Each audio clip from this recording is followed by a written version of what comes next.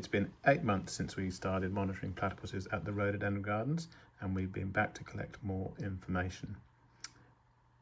We were last there 6 months ago, and we had the information on the left-hand side of the chart. We have on the x-axis the date from the beginning of January or the middle of January through to now in the middle of September. On the y-axis we have the time of day through the early morning, sunrise, through the daytime, sunset, and back through the evening to midnight again. What we'd first observed was a change from the female platypus represented by these blue dots up at the top side, from being active only in the morning nighttime and the evening nighttime to being active during the daytime as well. And we'll notice sunset and sunrise times changing and daylight savings happening here.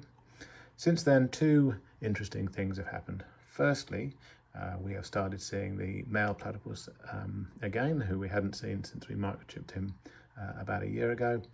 He made a brief appearance at the gardens in April, and then a bit later on as well.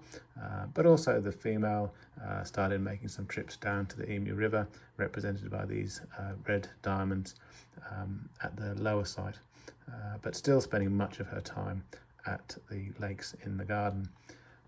But probably the most interesting thing here is the change in use by these two individuals of these two habitats.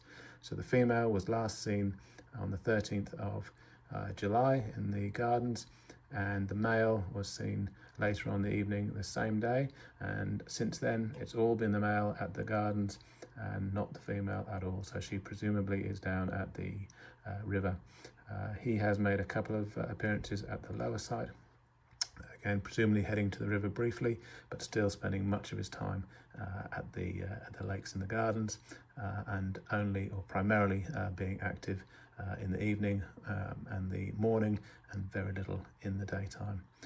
The reason for this could be just habitat usage. Maybe one of these is trying to avoid the other, so maybe he's appeared at the gardens and she's decided she's not going to stay around. But there are other platypuses in the gardens. We know we can see sometimes 3 or 4 in one lake at a time, so there are other things and interactions going on. We've also got the breeding season approaching in the next couple of months. So over the next few months to a year, we plan to microchip more platypuses in this location and get more information about their behaviour, their reproduction and their use of the habitat.